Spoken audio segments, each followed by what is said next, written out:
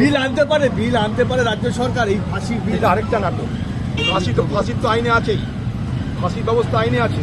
সেই আইন বলে নির্ভয়া কাণ্ডে যারা অপরাধী তাদের 4 জনের ফাঁসি হয়েছে।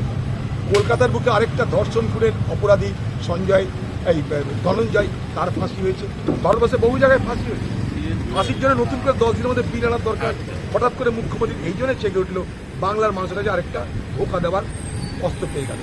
দেখো আমি কত কড়া, আমি ফাঁসির বিল আনছি, পার্লামেন্টে দেখো আপনার ফাঁসির বিল পাস না, আমার তো কিছু করার না।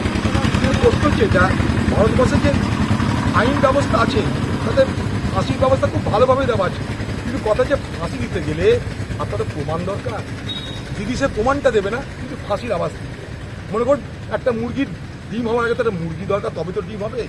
দিদি বলছে না আমার কিছু দরকার নাই, আমি এমনি ডিম পাড়ি দেবো।